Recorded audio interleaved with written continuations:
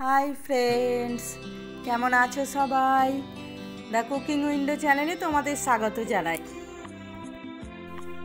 আজ আমি আবার হাজির হয়েছি একটা খুব সুন্দর রেসিপি নিয়ে।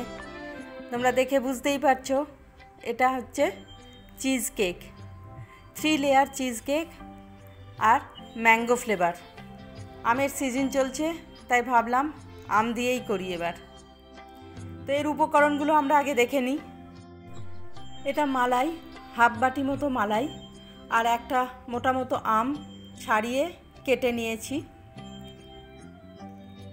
আর এটা হচ্ছে চিজ কিউব, খুব ছোট ছোট 4টে পিস কিউব, 20 গ্রাম মতো বাটার, আর পনিরটা হবে 50 গ্রাম মতো। আর এটা কনডেন্স মিল্ক, এটা 2 চামচ মতো দেব। এই কনডেন্স মিল্কটা ঘরেই বানিয়েছি, এর রেসিপি আমি ডেসক্রিপশন বক্সে দিয়ে দিয়েছি। আর এটা একটা চকলেট বিস্কিটের প্যাকেট। প্রথমে আমি এই বাটারটা মাইক্রোওয়েভে 10 সেকেন্ডের জন্য দেব, দিয়ে এটাকে মেল্ট করে নেব। এই যে দেখো, এটা মেল্ট হয়ে গেছে। এবার বিস্কিটের প্যাকেটটা থেকে 2টো প্যাকেট বিস্কিট বের করে নেব। এটা 100 গ্রামের বিস্কিট, তাই 2 প্যাকেট মানে 200 গ্রাম বিস্কিট।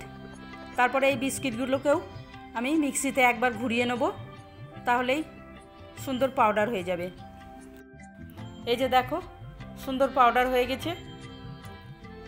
এবার এর মধ্যে আমি ওই বাটারটা ঢেলে দেব, যে বাটারটা আমি মেল্ট করে রেখেছিলাম। এটা ঢেলে দিয়ে এটাকে আমি সুন্দর করে মাখিয়ে নেব।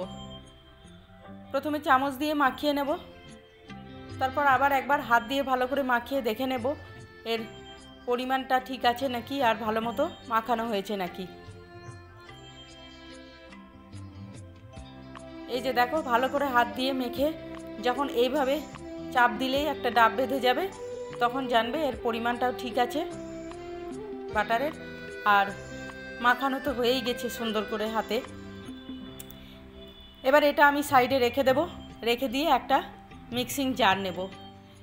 এই মিক্সিং জারটাতে প্রথমে আমি এই দুধের সর, যেটা আমারই ঘরেরই সর, আমি তুলে রেখেছিলাম 2 দিন, দুধের সরটা দিয়ে দিলাম। তারপরে চিজ কিউব যেটা রেখেছিলাম সেটাও দিয়ে দিলাম 4 পিস। তারপর পনিরটাও দিয়ে দেবো, আর দেব কনডেন্স মিল্ক 2 চামচ মতো। এই কনডেন্স মিল্কটা আমি ফ্রিজে রেখেছিলাম, তাই একদম জমে গেছে, পড়ছে না। তোমরা যদি মিষ্টি বেশি খাও তাহলে আরও 1 চামচ কনডেন্স মিল্কটা দিয়ে দিতে পারো, কারণ ওপর থেকে আর কোনো চিনি দেব না। এটা খুব ভালো করে মিক্সিতে একবার পিষে নিলাম, নিয়ে দেখো কনসিস্টেন্সিটা এরকম হয়েছে। এতে আমি ওপর থেকে আর দুধ বা অন্য কিছু কিন্তু দেইনি। চলো এবার আমরা চিজ কেকটা লেয়ার বাই লেয়ার সেট করে নিই। প্রথমে বিস্কিটের লেয়ারটা দেব, সেই জন্য বিস্কিটটা আমি দিয়ে দিলাম।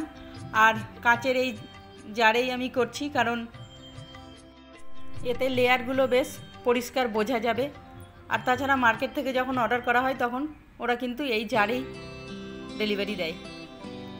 দেখো, এই হাম্বল দিস্তাটা নিয়ে এটাকে ভালো করে আমি সমান করে সেট করে নিচ্ছি। তারপর যে পেস্টটা আমি বানিয়েছিলাম বাটার আর চিজ দিয়ে, সেই পেস্টটাও ওপর থেকে দিয়ে দিলাম, দুটোতে অল্প অল্প করে। বন্ধুরা, এতক্ষণ পর্যন্ত যারা আমার ভিডিও দেখছো তারা একটা লাইক অবশ্যই করে দিও, আর কেমন হয়েছে সেটা কমেন্টে অবশ্যই জানিও। তোমাদের কমেন্টগুলো পড়তে আমার খুব ভালো লাগে, আর ওই কমেন্টগুলোর জন্যই আমি আবার নতুন নতুন ভিডিও দিতে উৎসাহ পাই। এই যে দেখো, এটা এখন আমি 2 ঘন্টা ফ্রিজে রেখে দেবো সেট হওয়ার জন্য। তারপর 2 ঘন্টা পর আমি আবার এটাকে বের করে নিয়ে এসেছি ফ্রিজ থেকে। এবার এর ওপর থেকে আমি টপ লেয়ার বা 3rd লেয়ারটা দেব। এটা ওই আমটা যেটা আমি ছাড়িয়ে কেটে রেখেছিলাম সেটাকে মিক্সিতে একবার ঘুরিয়ে নিলাম। এতেও কিন্তু আমি চিনি বা দুধ কিছুই দেইনি,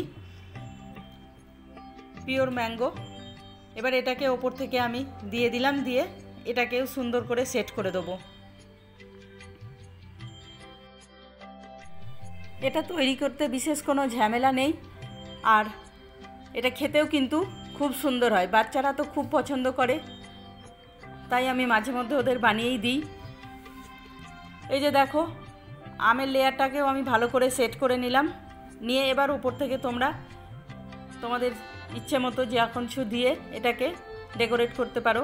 আমি এই দেখো চেরি দিয়েছি, দুটো লাল, হলুদ আমের ওপর লাল চেরি সুন্দর লাগবে বলে। আমার এই রেসিপি তোমাদের কেমন লাগলো কমেন্টে অবশ্যই জানাবে, ভালো লাগলে একটা লাইক করে দেবে। আজ তাহলে আসি, তোমরা সবাই ভালো থেকো, বাই।